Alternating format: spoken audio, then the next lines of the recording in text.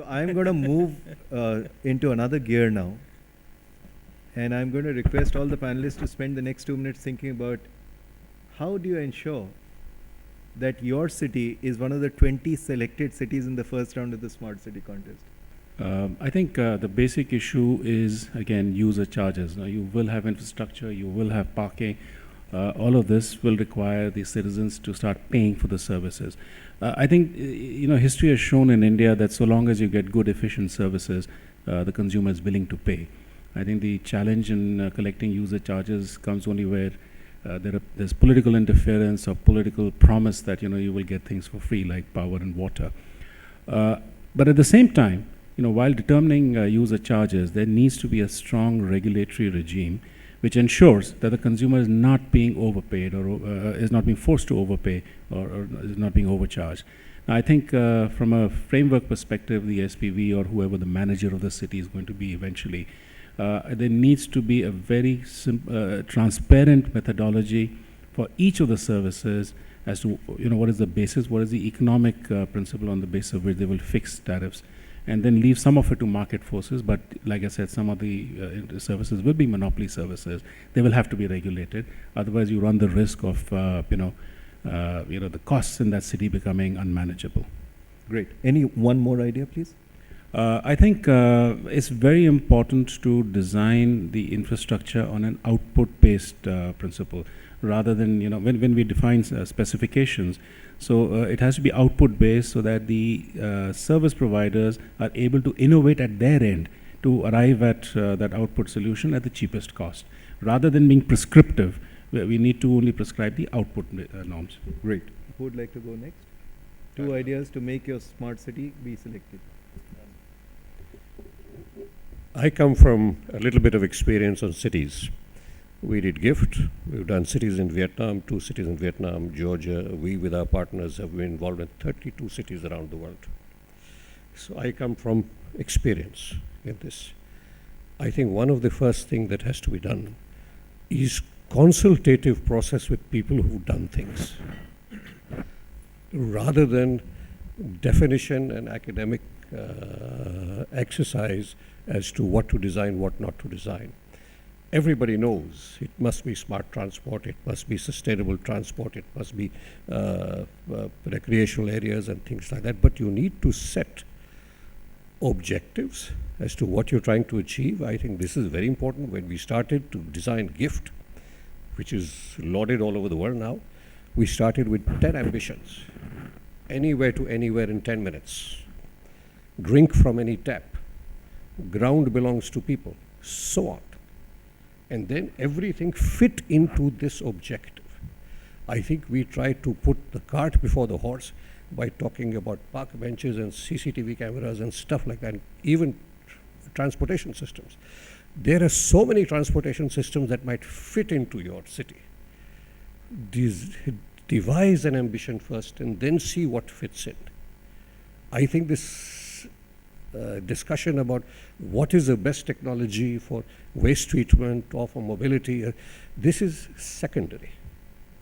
I think you have to see what fits into your ambition that you have to state. This is number one. Number two, and I agree with Mr. Ramachandran, he's just leaving, that the process has become a consultant's process. This has become a consultant's paradise. You just award consultancy assignments all over the place. And he's very right when he said there must be some responsibility in implementation.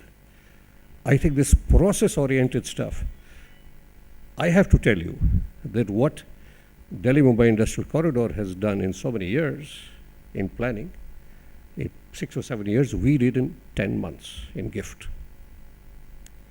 This is the whole process of procurement is the big problem. So I think we have to, number one, have a consultative process from people who've done things. And secondly, seriously look at your procurement process. So who'd like to go next?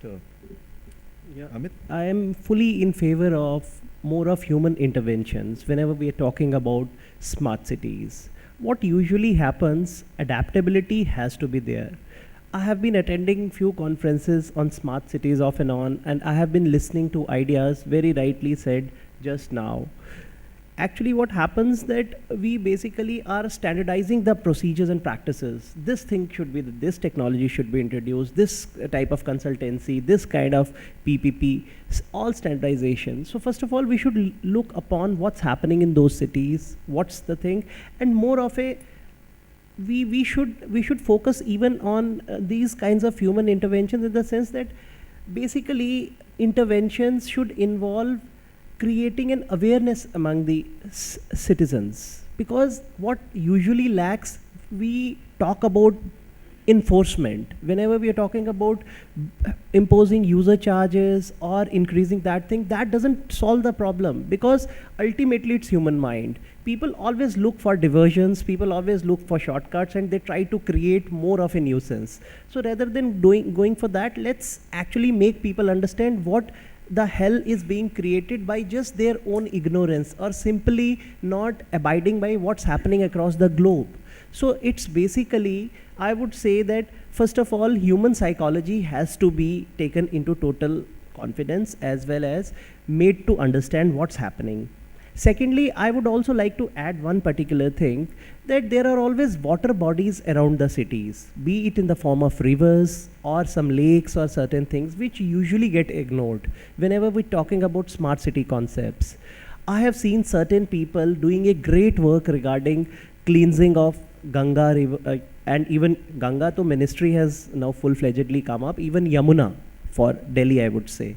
There are certain NGOs, certain people who are actually working die hard to get it cleaned fully, and to an extent that already the damage is so colossal that it's not easy to come back. So similarly, all the cities in the country, which are 80–90% of the major cities are across side some rivers, major rivers. So that kind of planning is required, where these particular water bodies need to be kept cleaned, and future planning should be there, so that this should not dwell upon, and these water bodies, because they are lifelines. Whatever we say, howsoever smart we make a city, those lifelines have to be kept alive. So that purity level has to be developed, and we all need to contribute towards whenever that civic sense is to be developed. But again, I would say human interventions, key lies there. Sanjay? I think the most existential threat that Indian cities are actually facing is the fact that pollution is leading to a chronic rise in respiratory diseases. A study that was done by the Times of India about 4 odd months ago concluded that 40% of Delhi's school kids, 40%, have respiratory diseases, which includes chronic asthma as well, which they probably won't get treated for down the line. I, as a husband who wants to raise his kid, in this city, is deeply concerned about these kind of issues. And that's where, we do focus on personal mobility as something that should be tackled, and there should be a radical transition from the internal combustion engine to electric vehicles. Even if we look at Ola and the general shared economy concept which is coming up, which Anand Mahindra in fact turned around and said is perhaps the greatest threat to the automobile industry in India. Look, in the last 2 odd months, the number of taxis that I've seen that work for Ola and for the other companies that are app-based have increased exponentially. The fact is, even if you do go down the shared economy route, there's still one person sitting at the back of the car. There's not 10 people sitting over there. So that's something that also needs to be thought of from a regulatory standpoint. That's one point I wanted to make. I come back to mobility and radical transitions to a cleaner future, which when we start talking about smart infrastructure, what do we mean by smart? Is it just the inclusion of digital technologies, tracking technologies, etc.? Or are we also going to start talking about climate resilience and self-financing? I keep coming back to self-financing. Shailesh, you mentioned this is going to take trillions and trillions of dollars. I'm afraid a 500 crore grant from the government, backed by another 500 crore by the state, is just not going to get us anywhere anytime soon to address the chronic issue of pollution and, yes, climate change, which Indian cities are extremely vulnerable to, especially the poor. So when we start talking about water delivery mechanisms as well, and looking at the state of the Yamuna, which Mr. Das has also worked on extensively in the past. And I must say, it's quite daunting sitting next to you, he is my ex-boss, mind you. So, these are things that need to be thought of. Climate resilience and self-financing. So that means like your infrastructure at the end of the day, going beyond collection of user fees, okay, like toll road collections, which in itself has had huge problems. Take, for example, the Delhi-Gurgaon highway as well, where the company that was in charge or had the concession had to actually withdraw because of political pressure. Is that the kind of message you want to start sending out to infrastructure developers? No, you don't. So it's got to go beyond user fees, which means that you have to actually start producing certain commodities from the infrastructure that is there. So when I say smart roadways or solar roadways, the commodity there is electricity, which can be sold. It can be state-owned. They can come to an agreement with the private sector to buy that electricity and sell it to people, utilize it for street lighting, for example, utilize it for anything else. And of course, when it comes to pavements, I think the underlying necessity for having good pavement systems in India that also generate electricity because the technology exists is from a human dignity point of view. How many times have we seen in Delhi where a person with disabilities, chronic physical disabilities, is not able to get from point A to point B without 10 odd people helping them get that? You see that, it's heartbreaking. Is this the kind of city we want to live in, to see? How humane is that? Pavements are a very, very basic thing, and we've not been able to get it right. Yes, there are issues related to hawkers and other land-related issues to that, but first you build the pavement, na? Pavement jab hai hi nahi, how can we start talking about these many peripheral issues that come with it? So these things must be addressed, and I keep saying self-financing must start fitting into the definition of smart infrastructure. Thank you, Nitin. Yeah. So the last speaker intervention from the panel, Sanjay Jaju, on how you'd make your city one of the top 20 to be selected. Yeah, I think your question is actually that it's a kind of a fitness test that you do on a city, whether they are fit to be called as a smart city or fit to be picked in as a candidate for a smart city. I think to my mind it would be like the cities which do their basics right, and I'm not too sure that in our country we have many cities which have already done those things. You have peripheral areas in city which have almost become like what he's saying, the high-tech city in Hyderabad or gift model in Ahmedabad, or there are a lot of SEZs in our country. DMIC has some of those cities being planned. So you have peripheral areas, but not many cities that way have done their basics right. When I say basics in terms of what all we have discussed in terms of the infrastructure. But the biggest problem right now with most of our cities is the financial stress that these cities have. I mean, we have done city development plans 10 years before, and possibly they will do it again. And you would realize that your requirements will always be outstripping your availability by almost 10 times or factors of 100 if you are very optimistic about what you need to do. So the problem right now is the financial stress, the whole model that we have right now, where lot many things are devolved to the city in terms of being able to tax people. But even within the limits, within the devolutions which are available, not many cities in the country are right now in good financial situation, and that's why they are not in a position to give you any infrastructure. So first thing that I would be looking at is what has the city done in terms of improving its own finances, in improving its own tax base. Has it been able to do that? Has it been able to optimize its own expenditures? Is that particular city in a position to kind of keep some surpluses which it can use for capital works, because most of the cities are only at operating level and many of them are not even able to do that. So to my mind, the financial situation of the city, both in terms of its finances and control on expenses, would be the number one factor. And the number two thing as far as the Indian context is concerned is which are the cities in our country which have done their basics right. And there are some. They're not big city or city corporations or mahapalikas. There are some small municipalities which have taken care of all these aspects of preserving their tanks, preserving their lakes, having a solid green cover, have got some areas designated for hawkers, have some areas designated for, as far as the road is concerned, as pavements, good avenue plantations done in terms of improving their water collections. Many cities have also been able to still start metering the water that is being given out to people. So there are some basics which some cities have done. To my mind, basics part and the financial situation of the city would be very important factors. I'd just like to contribute my two ideas. If you are a candidate city, and we have 98 cities, 2 to come. If you're one of the 100 cities that is competing in the Smart Cities Challenge, I would say you should look at how to combine the Ministry of Urban Development and the Railway Ministry.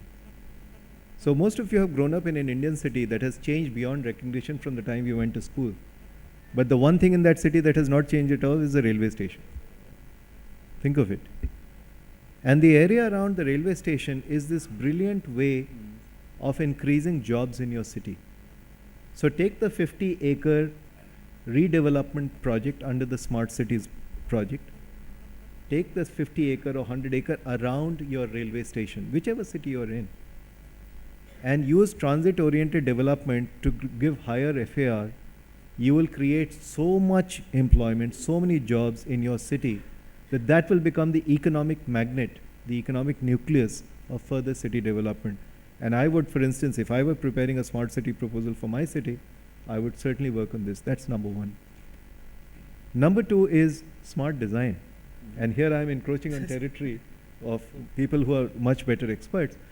But I sincerely believe that the way you design your workspaces and your residences and the connection between the two will govern whether your city is competitive or not.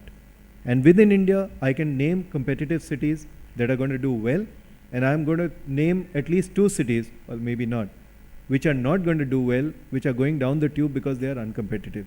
And I'll close with a story from Korea. You see, in Korea, the challenge is that marriages are not happening. And there's this huge age group of women in the 25 to 40 age group that are not married. And the reason is high real estate prices. So in Korea, the man buys the home and the woman buys everything that comes in the home. And unfortunately, real estate prices have gone so high that men can't afford to buy the home. So luckily we are not there yet. So in India, we should probably move. We should probably move to a system where the women buy the home and the men somehow scrounge together to get the furniture. I think good.